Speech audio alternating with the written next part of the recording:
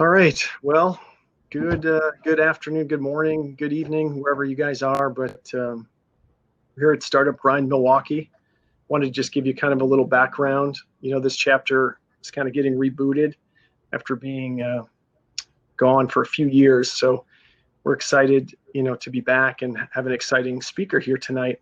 Just to give a background on Startup Grind, for those of you who don't know, Startup Grind's been around 10 years, was started in Silicon Valley. It's now the largest independent startup community, actively educating, inspiring, and connecting more than now up to 4 million plus entrepreneurs in over 600 chapters. And I think we're in over 125 countries now. So quite an organization. For Milwaukee here going forward, really, we just want to become the premier ecosystem for entrepreneurs, investors, enthusiasts, and have a place to connect and collaborate going forward. So these are kind of the classic, what they call fireside chats, that we're going to have to do in a Zoom type format here. So it's not ideal, but we hope as the winter progresses, and things change, we're going to start doing these in person. And Josh, we even talked about maybe we do a party at your location or something, or we'll do something fun this summer. But so yeah, typically the fireside, it's an interview with a local entrepreneur here in Milwaukee, and I want to learn a little bit about Josh today. And other events will have some workshops potentially going forward. And I mentioned like maybe a party this summer. And so again, we really want to just drive support to the website and get those numbers up, and get these events well attended when we are back in person.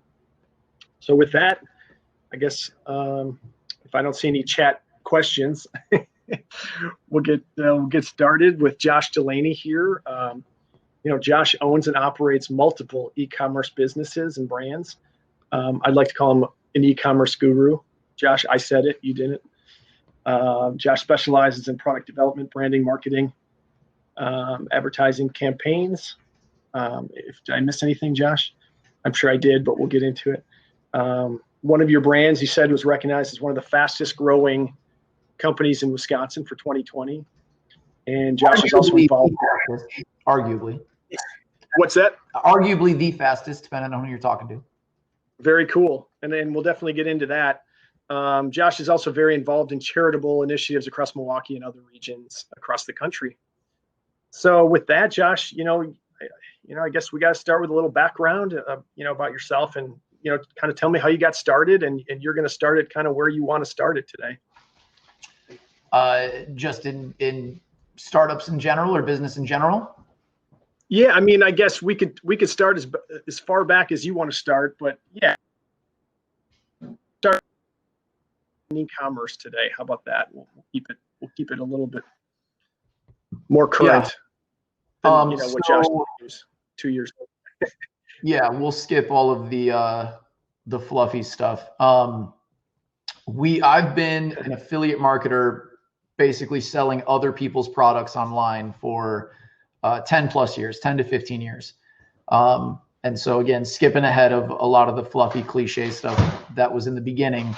Long story short of the beginning was selling millions of dollars, tens of millions of dollars in supplements, which is our particular niche. I've got experience in a lot of other things, but mostly focused in health and wellness. And then within health and wellness, we've done a lot from gym franchises to training studios and things like that. And then again, supplements. So again, our core niche is health and wellness, and primarily supplements within health and wellness. And for a decade, I was an affiliate marketer and a consultant.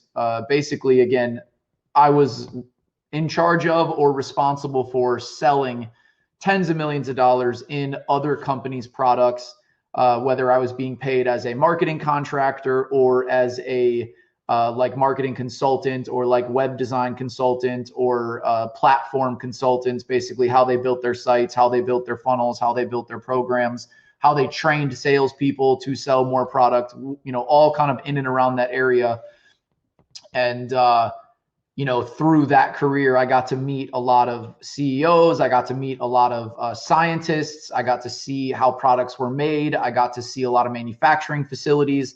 And so while I was an affiliate for 10 years selling other people's products, I really got the inside scoop on their entire operation. I could see what they did, how they made it, how they sold it, how they priced it, how they packaged it, where they packaged it, where they had it manufactured. How they were doing their marketing campaigns, because I was the one helping their team build them. I was the one consulting on a lot of the stuff. So, again, long story short is 10 years into doing that, I just said, why am I selling other people's products? Why am I building other people's marketing campaigns? Why am I not just doing this myself? And, throughout that 10-year period, I had created multiple products on my own. And I had, tested the waters multiple times. So I had made my own supplements. I had made some of my own software. I had made, some of my own products. And so while I was doing all of these things, I was figuring it out. I was trying it myself. I was testing things myself.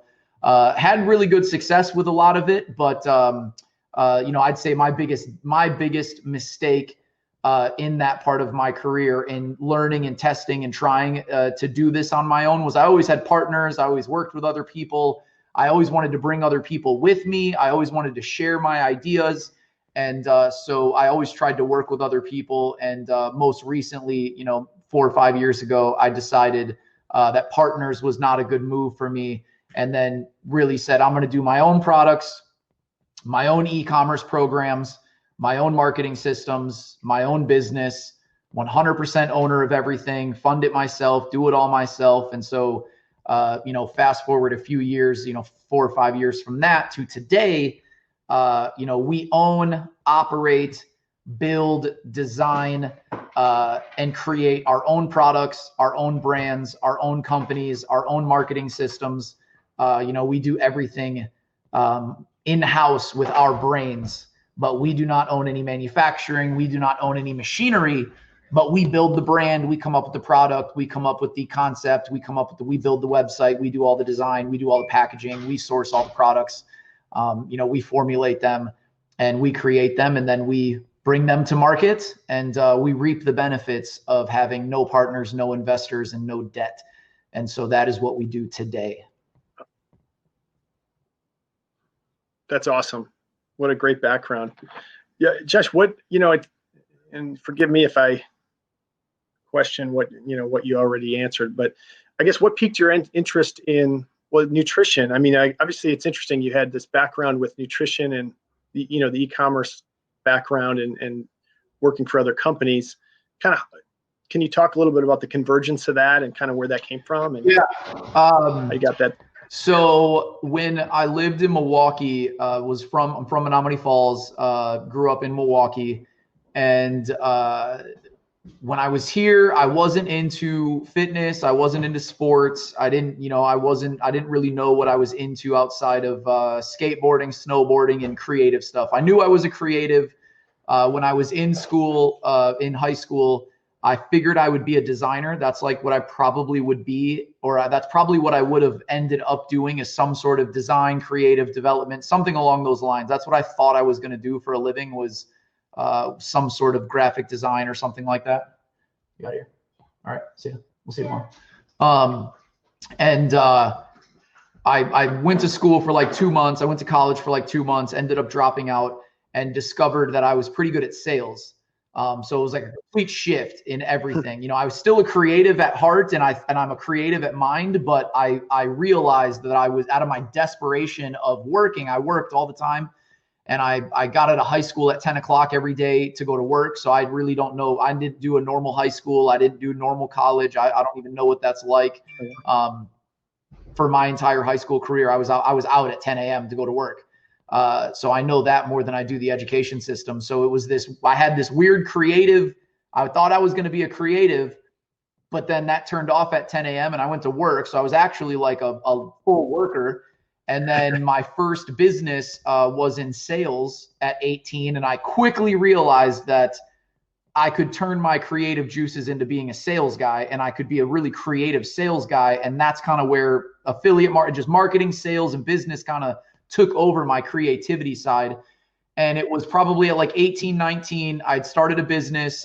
We did really well. I'd done really well in my first business. For an 18, 19-year-old, I did 6 figures. And within a couple of years, so for an 18-year-old, that wasn't too bad. And I was going to move to North Carolina, right on the beach in Wilmington. And I told myself that when we move out here for work and we move out here for business, I'm going to move to the beach and I'm going to go to the beach every day. I'm going to drive by the beach every day, but I'm not actually going to step foot onto the sand until I have a 6-pack. It was just a random like goal that I was just out of nowhere. Wasn't into fitness, wasn't into sports, had no business with any of it, but I just had this weird thing of like, I'm going to get in shape for whatever reason. And living on the beach, it's in a college town, about to have a lot of fun as a 19-year-old. And, I think like 3 or 4 months later. So like, within 30 days, I was pretty like addicted to it. And within like 60 days, I was already getting in pretty good shape. And then like 90 days to like 3 to 4 months, I was a pretty intense gym goer. And I got in really good shape and I was addicted to it from then on. It was just a random go at it. And I literally went to the beach like 3-4 months later. I went to the beach. I had a 6-pack. I took a picture with a girl and I like achieved my goal. And from then on, I've just always had an infatuation and somewhat of an obsession with fitness, nutrition, supplements, figuring out the body, hacking the body. And it never kind of went away. And I was really obsessed with it, worked out 2-3 times a day up until just a few years ago. And, so that's kind of how I had it in my head and I was being a sales guy. And then all of a sudden supplement sales and health companies. And I just started recognizing that a lot more. And I started like noticing those types of companies and just kind of, I don't remember exactly what I did first that got me into the supplement space, but I just started noticing a lot of those businesses. And so my new obsession with working out led me to, hey, I'm going to do sales somehow within supplements and health and wellness. And, essentially became a nutritionist, learned how to formulate products, learned how to manufacturing went and started like selling health products, in and around my career. So. That's awesome.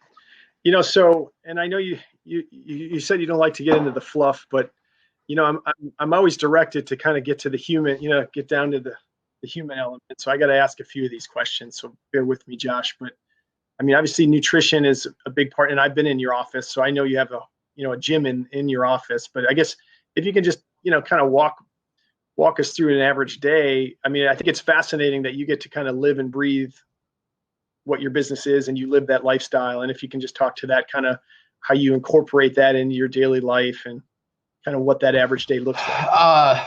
Well, I'd be lying to you if it was sunshine and rainbows right now. So I'll give you the truth of today, of literally right now, and then I'll give you the truth of maybe a few years ago. So unfortunately, right now, I am in a season of figuring out how to balance running an extremely fast growing business. And that's kind of, I'll touch on. So the fastest growing companies in Wisconsin just got announced a couple months ago. And the brand that we're building right now, we've been building for about 2.5 years, but we didn't have revenue in 2017. So we went from zero. We started in December of 2017. I think yesterday was our 3-year anniversary of going live on the website of a brand that we're currently building. And we submitted to Inc. We're an Inc. 5000, all that. We qualify for all that stuff in terms of our growth and our speed and our revenue. However, this year's main qualification was you had to have over $100,000 in revenue in 2017 to qualify for 2020. So it actually makes us even better. So when we did the math on all those and we saw the winners, we actually beat the tar out of the #1 fastest growing company in Wisconsin, which is a great company, great business. They're out of Madison. They have a really cool program. But their numbers were actually over a 5-year period. We were millions in revenue, multiple millions in revenue in 18. We were double that. So we were even more millions in revenue in 19. And then we were double that, and we were tens of millions in 20. And so our percentage of growth in 2 years on the Wisconsin's fastest growing company list, we were actually like 20% higher than the number one company. But the difference is all my growth was in 2 years.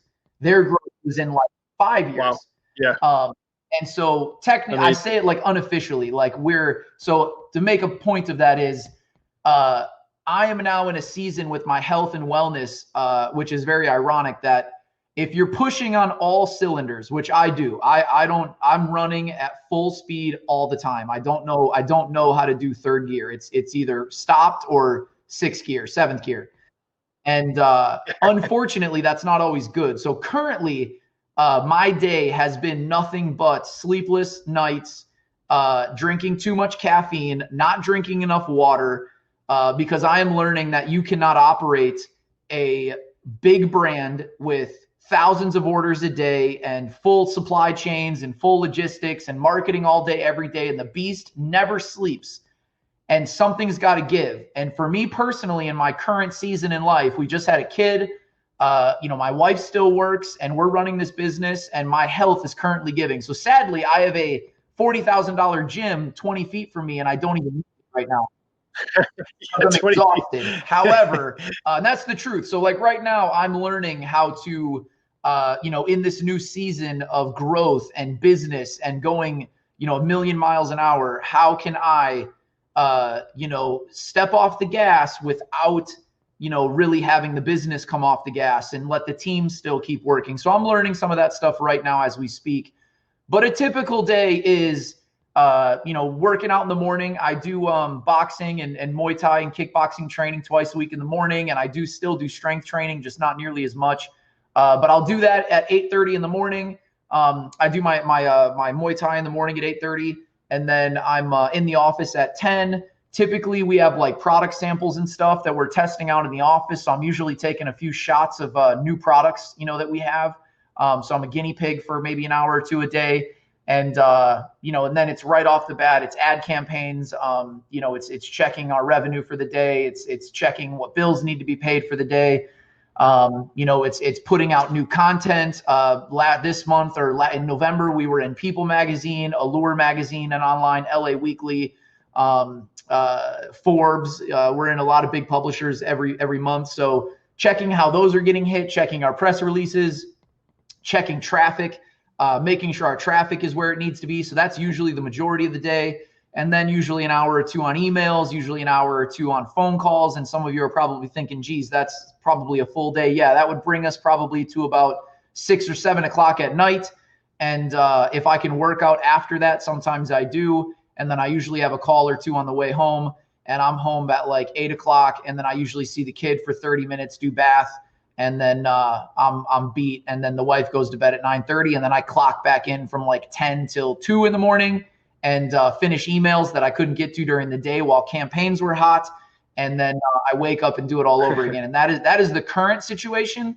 But I am in a season of, I got to fix this right now. I know how to fix it. I know how to do my diet right. I know how to get my workout right. But there's something that I think all entrepreneurs, and especially people in startups, know, that it's just tough to turn it off. It's tough to turn it off. I Yes. struggle to turn it off even when I'm doing good.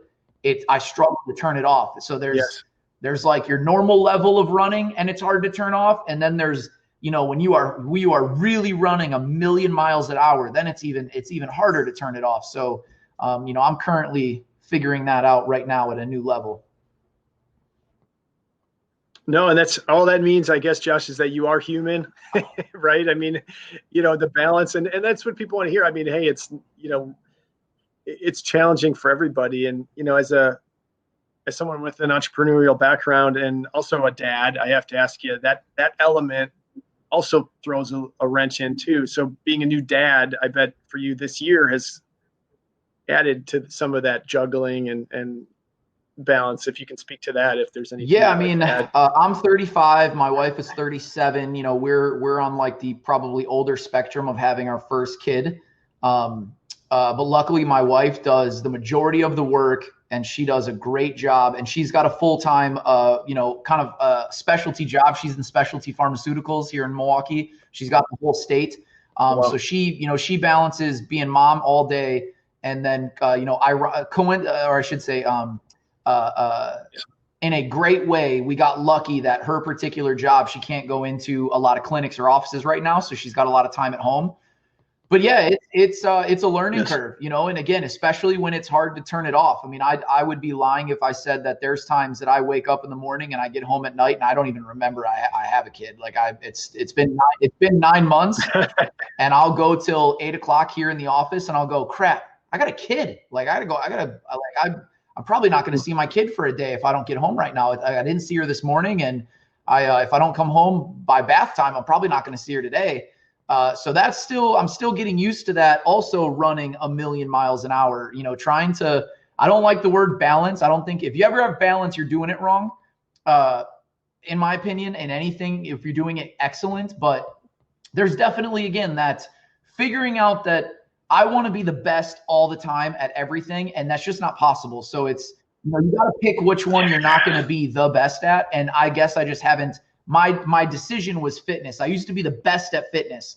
And that's what's given for me is I'm no longer the best at fitness in my personal physique and health and strength right now, but I'm doing pretty good at being a dad, and I'm doing really good in career and finances.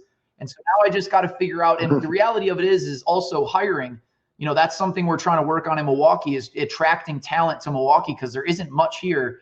And so really what I'm learning very tangibly is I need to find a couple more good hires that can take load off of me very specifically and with with intent, so that I can then translate some of my time and energy to those other things.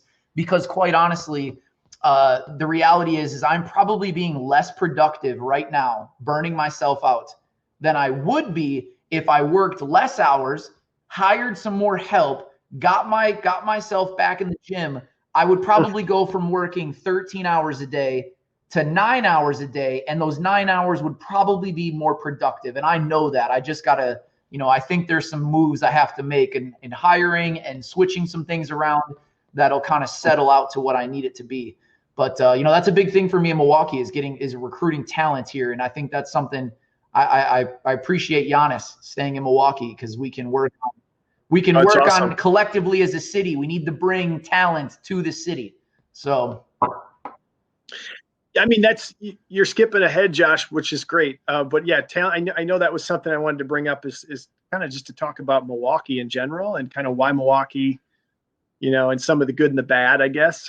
You can kind of start it off where you want, but being a startup here in Milwaukee has its benefits and I suppose some challenges. Yeah, and way more challenges than benefits, to be honest. I love Milwaukee. I grew up here. I lived in LA on the beach, like on Santa Monica Beach for 5 years. I lived in Tampa. I lived in San Diego, and I lived in Charlotte. Those are the main places that I've spent my adult life in. And it's hard to beat some of those places in terms of lifestyle. And I just, home is home. I feel probably everybody feels that way about where they grew up. So my wife is from Tampa. I'm from here. Luckily I got her to come here with us. And the biggest thing here was, one, it's home. We know people. We have a reputation here. But two, you can be a big fish in a small pond. And I was in LA and I was in San Diego, and it's an ocean. Even if you're a big fish, you're still a nobody. And I'm a firm believer in you got to decide what you're going to chase. And I've chased money for so long that you can't spend it fast enough. So I kind of said, listen, I'm not too worried about what we're going to lose by moving to Milwaukee. We're probably not going to make as much money. We're probably going to pay more in taxes. We're probably not going to find, that much talent. However, the quality of life, we can be big fish in a small pond. We can really make a difference in that city. We can be known in that city. Not that I'm not trying to be famous, but like we can do charitable work. We can sponsor events. We can do things like this. There's not many companies like ours doing tens of millions of dollars in Milwaukee with the style that we do. And I like that energy in this city. I like being a part of the city that, we can actually make a little bit of a dent. You know what I mean? We bought some property in downtown Milwaukee. That was a dream of mine. Everyone's going to know what it is. Everyone's going to see it. We're doing things like this with you. I think that you can have a lot of power in influence when you pick the right market. And so that was a big thing for me. I was like, listen, we don't have to try to run around like chickens with our heads cut off in LA or San Diego. And it's just, you work yourself to death to get nowhere and be nobody. So we made that choice. We said, we're going to go Milwaukee and Tampa, where my wife's from. We're going to split between there, and we're going to make a difference. We're going to give back. We're going to build a reputation of good people in small markets. And we're going to play the underdog card. And that's exciting to us. That was the good part. The bad part is it's like the worst thing to do for my business, because I can't find any talent. I need to hire like 4 or 5 people right now. So if people watch this, I need social media. I need affiliate management. I need marketing managers. I need customer service. We need a lot of stuff, and we can't fill them. There's not that many people here that understand that level of marketing or that want to work as hard as we do, is a big thing. So those are struggles. Right. The state tax is high. I pay millions of dollars in taxes. It's a high state tax. So that makes it tough, but you got to decide what really matters to you. And for us, home, people we knew, big fish in a small pond, really actually make a difference and see that difference and be a part of a city and be a part of a community and really be able to touch that community and kind of leave a little bit of a legacy, which I know sounds cheesy, but you can do that in Milwaukee. You can't really do that in Los Angeles. You can't do that in Miami unless you're at a certain level. And by no means am I selling me or anybody else that wants to do that short. But it is easier. I was in LA and I did really good in LA, and it did not matter. I did really well in that city, and it did not matter at all. And that's just a bad feeling. I don't like that feeling. So I think that's, again, the good part about Milwaukee, the tough part. But, for us, we decided to come. So obviously the good outweighed the bad. We're just going to, we're going to figure it out. We'll find talent. We'll find ways to get around it. And we'll keep figuring it out. No, that's great. I mean, I think, obviously this is the Milwaukee chapter, and so we want to focus a little bit on Milwaukee entrepreneurs. But, any advice specific to those entrepreneurs here, that you've seen, any advice, and, maybe what you'd want to avoid, some of the mistakes or pitfalls you saw and that you'd like to address? So my biggest piece of advice, which is applicable to this very call, is in Milwaukee, be careful who you take advice from. A big thing that I'm looking forward to working on, changing, and building here, which is exactly why I love doing this with you, Rocky, is a lot of the startup community in Milwaukee is based around raising capital, getting investors. It's not about how to build a business. It's not about how to get your hands dirty. It's a lot of the easy stuff. And when you look at the numbers, that's not actually what's happening in the city. The percentage of people raising money from other people in Milwaukee is so low, it's ridiculous. But that's what Milwaukee startup focuses on. And I can't stand it. And I'm here to work on that and change that, to say, listen, guys, you don't need someone's money all the time. You don't need to raise capital all the time. You need to learn how to actually build the business. You need to learn the right marketing strategies. You need to learn how to do your books properly. You need to learn how to hire properly. And you may not need any of the things you think you need because you were taking advice from people who have never actually done it. And sadly, that happens a lot in Milwaukee. And I'm a very boisterous guy here. A lot of people don't like my stance on that. But that's where I say, why don't you like it? Why don't you like my stance on that's what happens? It's because you're one of those people you're one of those people talking trash to other entrepreneurs because you've never actually done it. You're giving advice to people on stuff you've never done. You're talking about building a business and you've never built a business. You're a lot of that goes on here. And I'm a big advocate on changing that and saying, listen, who gives you the right? And I have a passion of this for a reason. It's who gives you the right to give advice to another entrepreneur when you've never done it before and you don't know that what's at stake for that entrepreneur listening. So here's the scenario of that, of why I'm so passionate about it. Entrepreneurs are usually pretty good at being coachable, right? We take action. We're people that execute. We go and get things done. And we're good listeners. We listen to people. We listen to the markets. We listen to the things that we're learning about. We're going and we're educating ourselves. So we're very coachable people as entrepreneurs. So when you have a lot of people out there giving advice on things and you have a bunch of other people that are good at listening, what happens if there's a lot of bad advice and people actually listen? I was one of those people that I took that advice. I listened to what you said. I went and spent time on the thing you told me to do. I went and did, X, Y, Z, and it got me nowhere. It got me broke.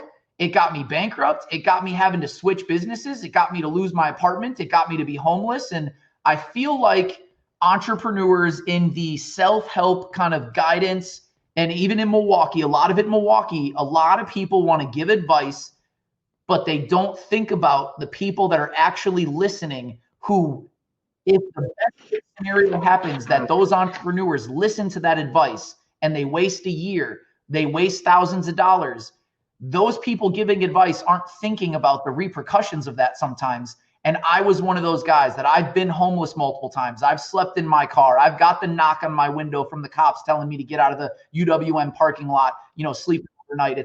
I was the guy who was sitting in the seats at the startup events, taking tons of notes, going, I'm going to do this, I'm going to do that. And then I spoke because none of it worked. None of it was a good idea. None of it was real. I don't want to say none of it. I don't want to bucket everybody, but I'm passionate about that because I care about actually giving advice to allow entrepreneurs in a startup phase and in getting going of what the right things to focus on and not focus on. And raising money is not the right thing to focus on. And that's something I'm really looking forward to kind of voicing in Milwaukee. This is great, Josh, because I wanted to address the financing aspect. And, I love your take on this. And I think you're right. It's not just a Milwaukee thing. I think everywhere where entrepreneurs think, I just need to get a chunk of money and then I made it. And it's, that's, to your point, that's where the hard work starts. And, it's the shoebox philosophy versus, someone else's money, and then it's also somebody else's business, right? Money. I've taken people's money before. I've had to pay back money for businesses that went completely belly up, and I still had to pay that money back. And people don't know what that's like if they've never done it. It ruins life. It ruins relationships. It'll ruin everything if you don't do it right. And it's, again, that's not to go off on another tangent, but like telling people to take someone's money is such a serious thing. Like you need to take that seriously if you're going to take someone else's money. And I just don't think that's communicated enough, but anyway, sorry. No, that's great stuff. I think it's just a good segue here because some of the things you were touching on, maybe this would be a good segue, but, preparing for my, interview with you, I was telling you, I watched some of these, online interviews with Elon Musk, who, of course, everybody either has their opinion on, but being a well-known entrepreneur, he always has some interesting answers, and typically never kind of the cookie cutter answers you'd expect. So I was going to ask you a couple questions that I saw that he was asked, and I'll give you his answer, and then you can answer if that's okay. The first one he was asked was, if you had unlimited time and money, where and had the time to start a new opportunity somewhere, where would it be? If you have unlimited time, can I give his answer? If I'll give you his answer. What was it? If you had unlimited time and money, what? Well, which he does. I guess the point would be if you had, forget about what you have right now going on. If there was a new opportunity and, you had an opportunity to start a new business, maybe outside of your current profession, what would that be? And I think he mentioned something about AI and seeing that as an opportunity that he was interested in. Anything like that you can speak to that you see as maybe an interest or an opportunity? I have a good answer, but it's not as thoughtful of an answer, I guess, but it's just so. No, my brain right now is very fixated on what I'm doing. So honestly, I'd have to think about like a wishful thinking answer. But I think the space we're in, with the future of the space we're in, is kind of to Elon Musk. He's doing a lot of AI already. So in reality, to most people saying, hey, I build cars and I build spaceships, but if I could do anything, I would do AI. Quite honestly, very literally, Elon Musk is working on AI. So he's actually saying something that he is actually in right now, but he's looking a little bit to the future of it and saying, hey, I actually do work on AI, but I know what AI is about to be. And that's really what I want to bet on is kind of how I would take that. So I would say the same thing in my sense that my brain is very fixated on what I'm doing. And I would say if I had to start all over and kind of do something, it would be investing in selling products online, e-commerce, but the little bit farther in the future of that, which has to do with a lot of AI, of predictive buying habits and predictive website patterns. There's a lot of cool technology coming that, you know, I can't necessarily jump right into right now because we're so, you know, on a track, and you can't just, when the Titanic is moving, you can't just take a hard left anymore. And so we kind of have to play things slow. But if I had to start over today, I would do the same thing where I'd be products for sale online, you know, with online marketing strategies, utilizing a lot of this new technology on shopping platforms and a lot of this new technology in marketing products online, and how fast you can move it. I would probably do that same thing, but I would really dive into just how that's gotten so easy. What I build right now with our brands, it's so much easier today. I just can't do that because we're already moving. I can't build my site over tomorrow, or I can't build some of our brands over tomorrow. They're already moving and I have to adjust them kind of as they're alive. But before, if I could rebuild it and do it where it's not alive yet, you know, I would sell products online still, and I would utilize a lot of this new shopping technology that is out there today. That's just, it's unreal what you can do to sell a product online right now.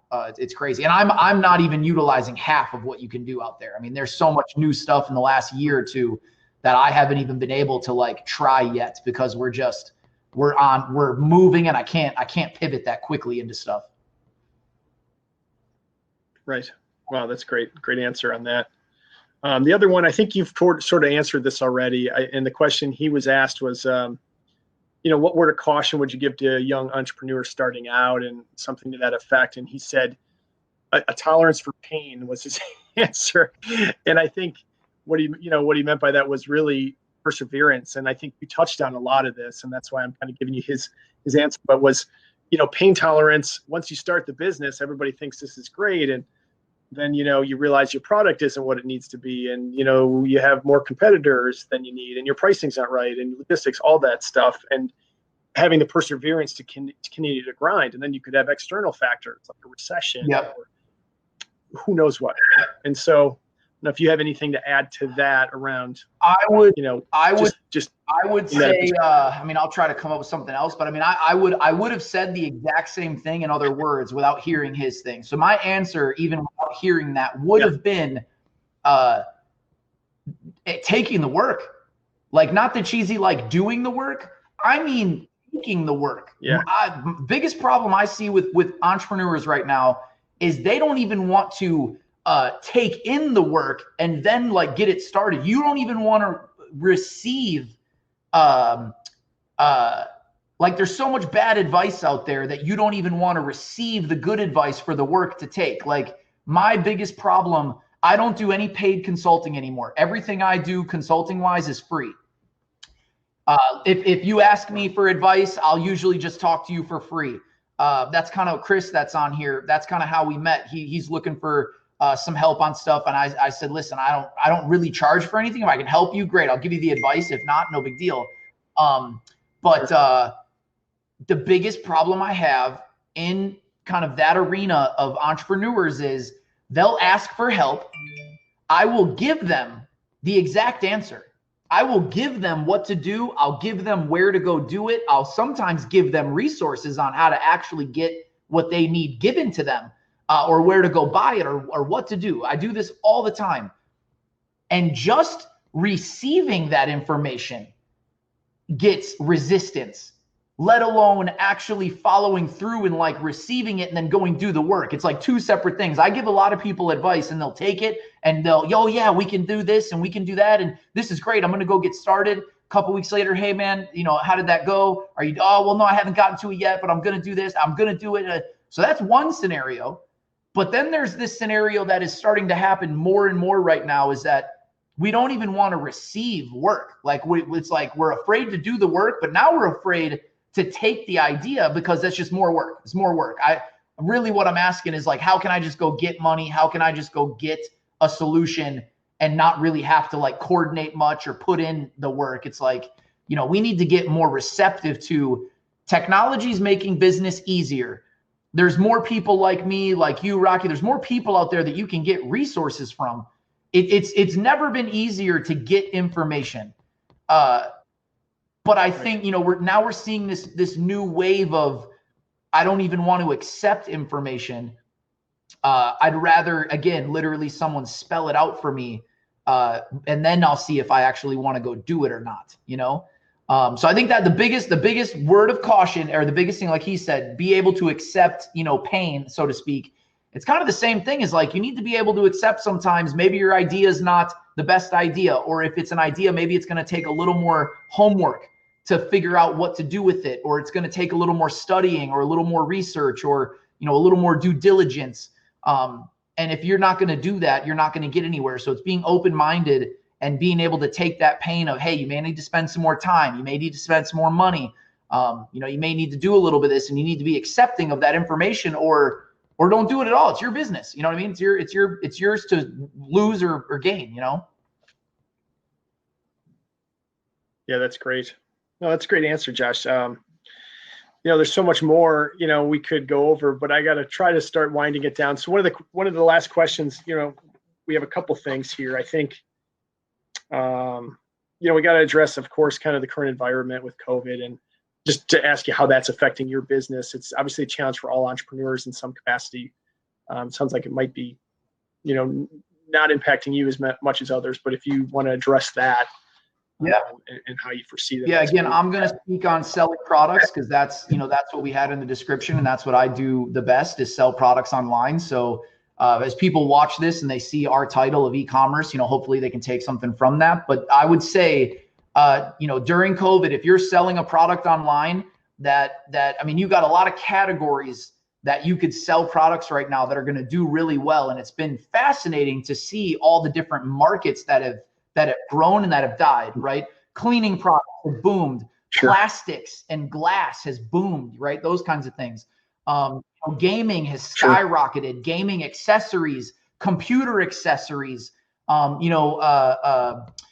like that. Supplements have skyrocketed. Pain products have skyrocketed. Drugs have skyrocketed. Alcohol has skyrocketed. It's been interesting to see, these industries that have gone up and down. And so for us being online and in the supplement space, we've skyrocketed. I mean, we more than doubled from last year. Our Black Friday this year was 3x what it was last year.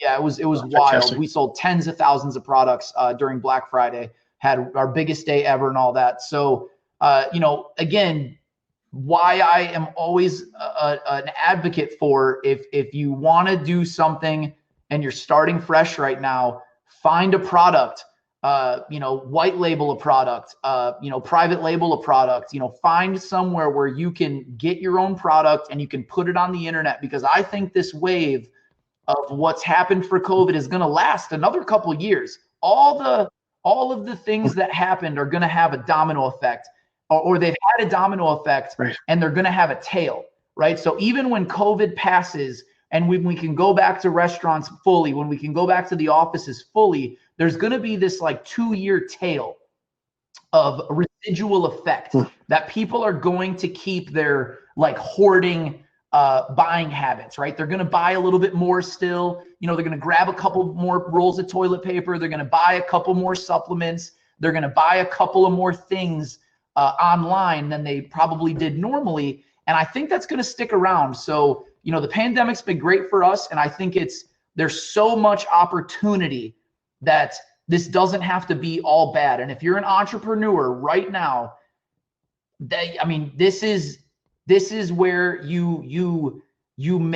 this is where millionaires and billionaires are being made, is during these things. And that's, as much as it sucks for a lot of people, And as much as it's not the best situation for a lot of people, for entrepreneurs, this is when you go. This is when you run, you find a product, you find a service, you cater it to what's happening in the market. And I think COVID is creating a big enough window that it's not just a couple month thing. If you start a business, you got like 3 or 4 years to run that successfully, or an idea or a product before maybe it may run its course. And that's what I think in our business. We have some things going on that I think are only going to last maybe 2 years or 3 years, but we're going to make a couple $1 million with them. Wow. And for some people that would change their life. Sure. You know, for us, it's a part of our portfolio, but right now it's been amazing. Everyone's at home, they're online shopping, they're killing Amazon, you know, they're doing all sorts of stuff. And if you're an entrepreneur out there, building advertising strategies is clutch right now. You know, not to get too long-winded, but I mean, you can run marketing programs right now and advertising programs right now and just get 2 times the return. If I put $1 into my banner ads, right? Banner ads are, you know, not always the best thing to do, but I'm running banner ads right now where I was typically getting 1.5 to 2 times return on ad spend, meaning I put $1 into the banner machine, I get $2 back. I get like $1.70 to $2 back, right? Right now, I'm putting $1 into the banner machine, just one of the machines, and I'm getting $3.50 to $4 back. Because everybody's surfing more articles, they're on Pinterest more, they're reading, you know, Time Magazine online more, they're just scrolling so much more that, again, it's a perfect time to start a business, and it's the perfect time to take advantage of all advertising channels, because right now they're all double the return. You know, Facebook's a little more expensive right now. It's you know, and that's because Facebook is controlling that, and they know that a lot of advertisers are coming out heavy right now, so they're raising the price a little bit. But for the most part, you're still winning if you're really doing it and just getting it out there. Fantastic. Josh, we're almost done, my man. The last part, this is kind of a fun part. I hope you'll enjoy it. It's called rapid fire. So this is something a lot of the startup grind chapters do.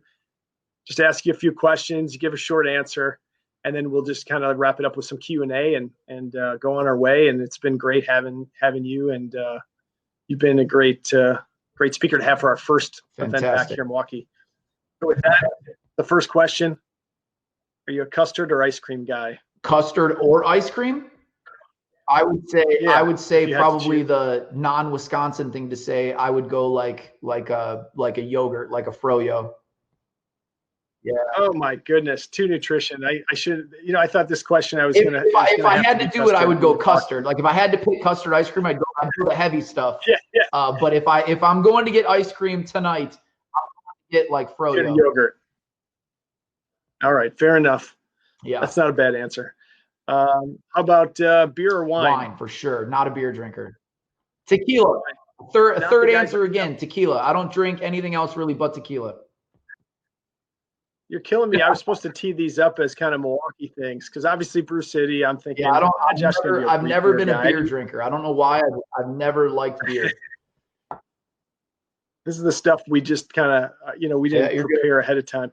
How about this, Josh? How about a favorite car or maybe a dream car you're targeting? Something. So I just bought a dream car earlier this year. I got a 2020 Mercedes AMG GTC. So that was acquired this year. So I accomplished that. But if I have the next dream car, I'm thinking a Rolls-Royce Dawn, the drop top. That'll be the Florida car next. So that's what I'm working towards that for. Oh, that's awesome. You mentioned Florida. Any favorite vacation spots? I am not a big traveler. I am kind of I'm a homebody in the city sense. Wherever I live, I'm like good. So I don't have any. It'd probably be cool. The only place that I've thought of that I think I would like actually enjoy going and doing it all. And this is just simply because my brain doesn't ever stop working. So vacation's hard for me still, which my wife can't stand. But probably one of the places that I've always had in my head that I probably will go to, and we'll do this at one point, is those. I can't remember the exact name, but it's that place. It's the one place in the world that's got those like villas on the water. It's like in the water. Bora Bora. Yeah. Bora Bora. Bora Bora. Like you can rent out the villa that's like out in the water kind of thing. That's probably one place I've always said, we're going to do that one day. So that's like a bucket list thing. Cool. How about, a cause that you're passionate about? I know you had some charitable causes here. So if you can mention something. Cheesy answer, people. I don't have any particular, we do a ton of charity work. I've been involved in charity for a decade and a half. I used to have a 501c3 nonprofit that I started and was a chairman of for a long time. That nonprofit is still active and running. I'm just no longer involved. But I learned through all of that. I don't have any one particular cause, whether it's animals or cancer treatment or, this, that, or the other. I just like helping people. And within that, to give you like an exact answer, is I like helping situations that are like immediate situations. For example, a lot of the charitable causes, if you go back and look at our trend in history, we just did 3 Make-A-Wishes that were like urgent. That was when we did. We bought some custom wheelchairs for some kids that needed custom sports wheelchairs for their league immediately. We bought those and had those made. During COVID, we did Feeding America. We went and did $15,000 to Feeding America during COVID. And then the most recent one we did was a school downtown Milwaukee here, Milwaukee Academy of Science, 1,200 inner city kids in downtown Milwaukee, really low budgets, really small bit of money to work with. Their numbers in their school for the amount of kids that had technology was like it's so crazy. I don't even remember. It was basically these kids don't have computers at home. 1,200 kids in the school, more than half of them don't have a laptop at home. So we went and bought $15,000 in laptops, and we delivered like 100 laptops, which like was 10% of the school, but that was something that it was an immediate need. They were kind of screwed if they didn't get it. And so we stepped in, we bought the laptops, we delivered them to the school. So that's our passion, is that kind of stuff, but no particular cause, just people that need help right now. And someone just needs to cut a quick check to buy the computers. We like doing that kind of thing. Fantastic. All right. And last question, what's the best compliment someone can give you, Josh? I know it's a corny question, so corny answers. Probably, I have a pretty rough and aggressive exterior because I've been through a lot in entrepreneurship, from top to bottom. So I can oftentimes, probably even in the beginning, in some of the parts of talking about Milwaukee and the other startup community, I can come off very polarizing and aggressive. But it's because I really do care about the people that are listening. I'm not selling anything. I don't have clients. I'm not selling a course. This is all, I don't get anything out of this. So the best compliment would probably be that people believe that. I had a meeting last night with a Silicon Valley tech company with NBA players on the lineup, and they sold companies to Disney and all this stuff. And the best thing this guy said to me was exactly that. He said, "Josh, I believe you. I believe what you're saying." And that to me is like what I took away the whole night. I'm like, this guy actually believed my aggressiveness. He believed my mission. He believed my message. And I just didn't come off kind of like a jerk because I was being really aggressive. He took it as passion, and he took it that I actually cared about who I was talking to. And I didn't care if you liked what I said or not, because I actually cared about the people that took the message. And so kind of, again, the biggest thing he said was, "Josh, I believe you. I believe what you're saying." And that's usually the type of compliments that I like getting right now is I'm loyal to you. I trust you. I believe you. I believe you believe in people. That's really what I'm looking for right now in my career, is I actually want to help and make a difference by showing you what I do, not in the sense of do what I do or like follow my lead in the business I'm in, but I want to encourage you by saying, here's real strategy. Here's what I went through.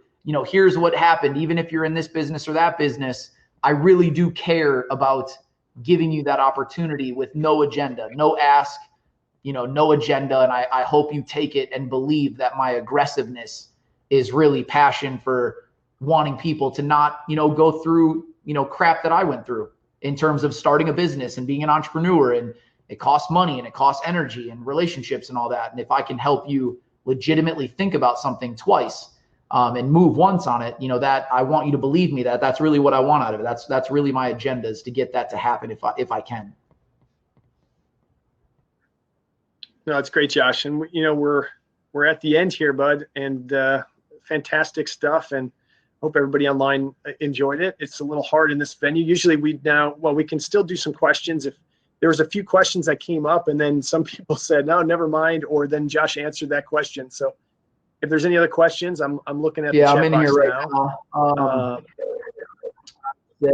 Yeah. So, yeah. And otherwise, if we were in person today, obviously this is the great opportunity to network and connect with everyone. Yeah. And so, Chris asked, there's only like 3 questions in here.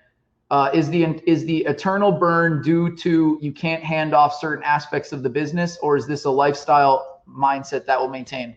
Definitely handing off aspects of the business, Chris. I mean, like you and I were talking about hiring. I need to hire some people that take some load off me, because I'm now at a different level of managing some of the stuff we do. So I need someone to do the stuff I did in 2019 so I can work on stuff for 2021 and kind of layer that up. And right now it's me and a small team. So that's definitely the reason for my current burning out, is I need another me.